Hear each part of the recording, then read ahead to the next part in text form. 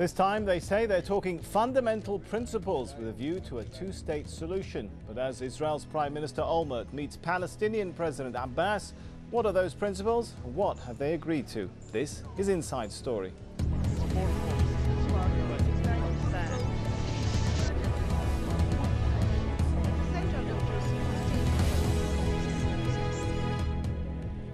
Hello, I'm Sami Zaidan. Israel's Prime Minister Ehud Olmert and Palestinian President Mahmoud Abbas have been meeting in the West Bank. It's the first time the two leaders have met on Palestinian territory, and it comes ahead of a conference in November orchestrated by the United States. Well, they were sketchy about the agenda, but before the talks, Palestinian officials said the two leaders would touch on three so-called final status issues: common borders, the status of Jerusalem and the fate of Palestinian refugees. Both men, though, find themselves embattled at home. So how deep is their commitment and what can they realistically achieve? Well, Abbas now heads a divided Palestinian people. He must regroup ahead of expected tough negotiations with Israel. But before that, Abbas needs to come to grips with Hamas's takeover of the Gaza Strip in June. This has split the Palestinian government and people. Well, Fatah's rout has seen the emergence of two separate administrations in Gaza and the West Bank. The takeover came at a time when Abbas's popularity was plummeting. A poll published in June gave him an approval rating of just 36%. Another problem facing Abbas: criticism of the Palestinian Authority, which he leads.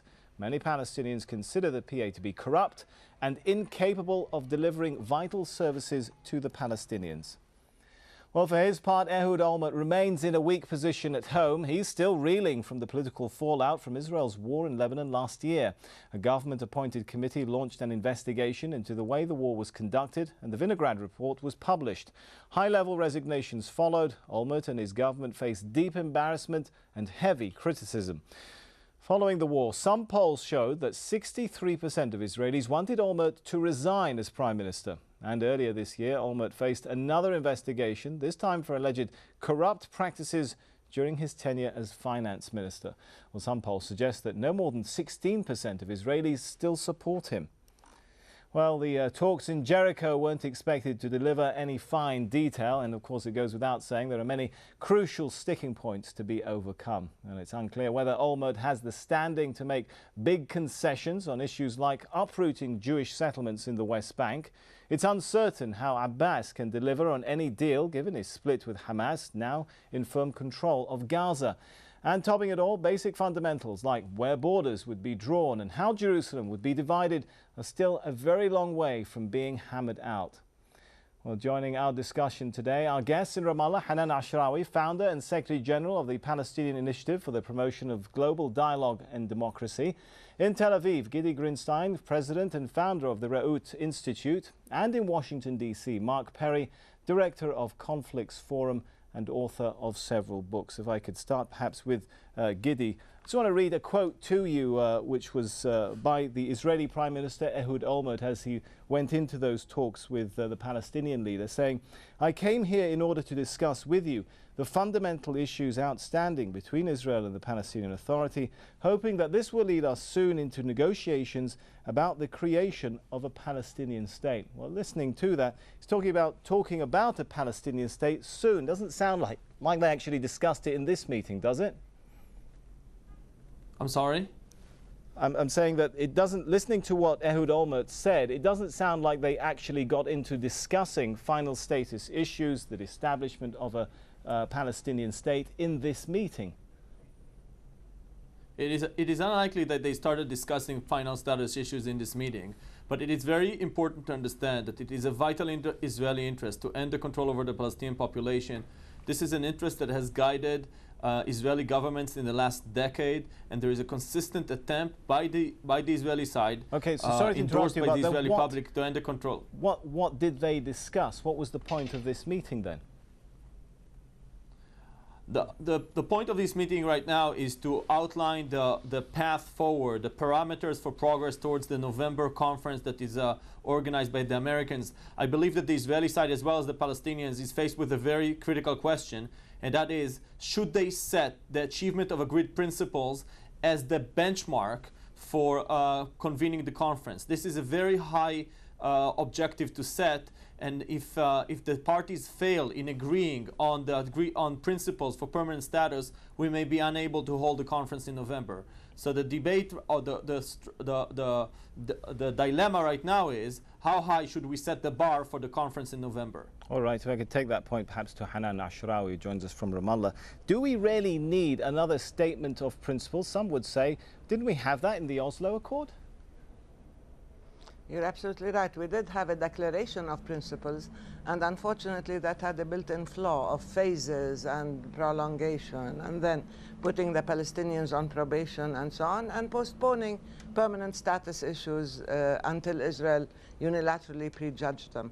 So I think it is time that we address directly permanent status issues if there is to be any hope of rescuing the two-state solution from such unilateral actions as the settlements and the building of the wall and further land theft or annexation and so on. So we cannot afford any more procrastinations. Principles are very clear.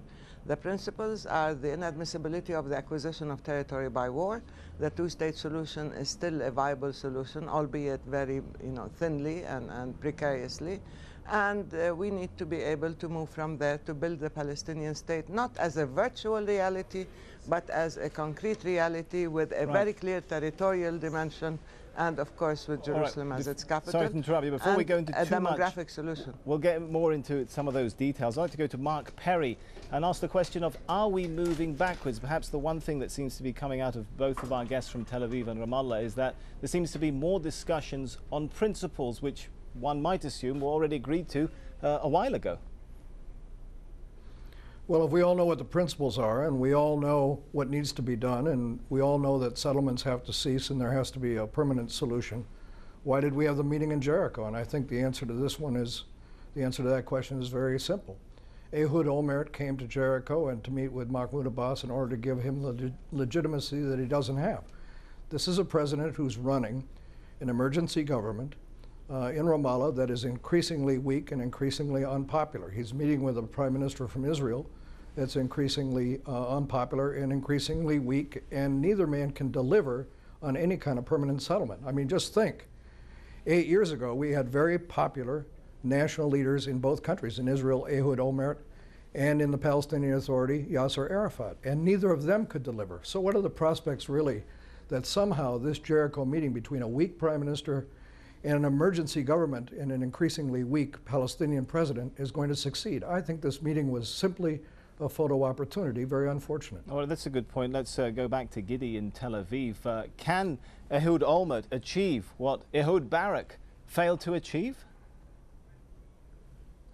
I would urge my colleagues here to exercise caution when it comes to engaging, talking about the weakness of Ehud Olmert.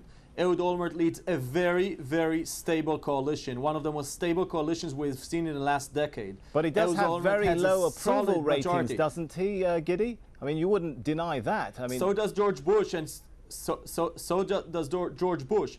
But according to the Israeli constitutional the case structure, against holding talks then, if all three parties involved in this process are suffering from weak domestic support?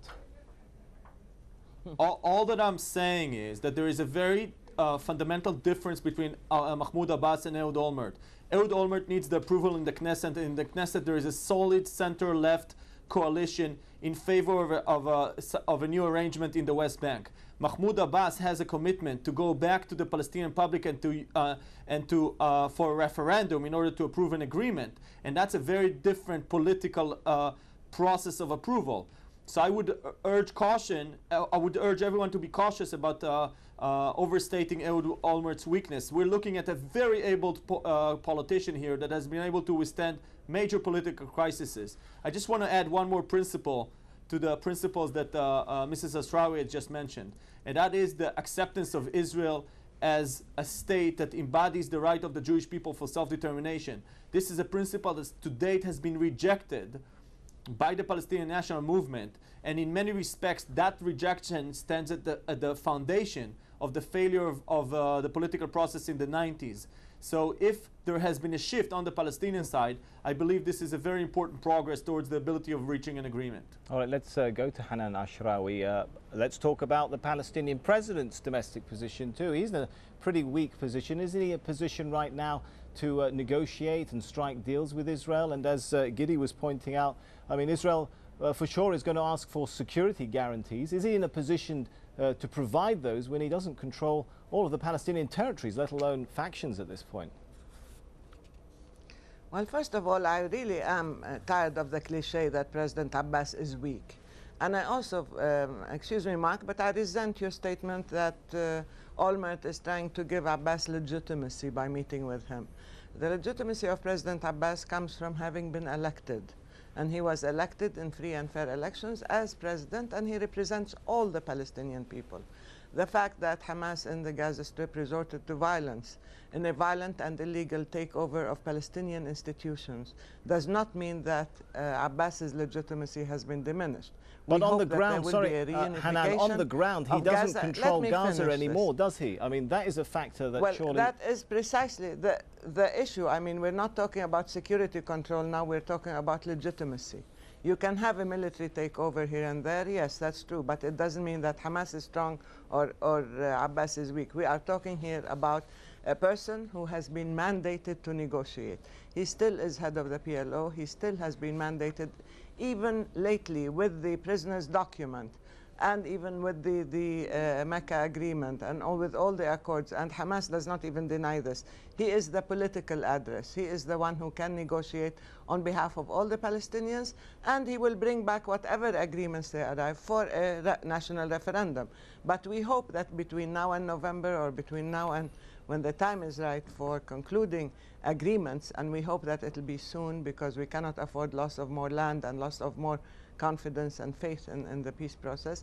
Let's hope that there will be a reunification, that Hamas will understand that they cannot use democracy selectively only for their own ends and then resort to violence when they need. And there is empowerment for all the Palestinians in respecting our institutions and democracy and our commitments and moving ahead. But using this sort of mantra again and again that Abbas is weak and cannot deliver, because, excuse me, I need to finish this. But we are running out of time. If you expect from Abbas only security delivery, then this is not the right approach to peace negotiation. Right, we're going to have to leave part one there. The US, of course, has recently renewed its efforts to get Israelis and Palestinians talking once again. But when we come back, we ask, does the White House have the time and the support to secure peace in the Middle East? Stay with us.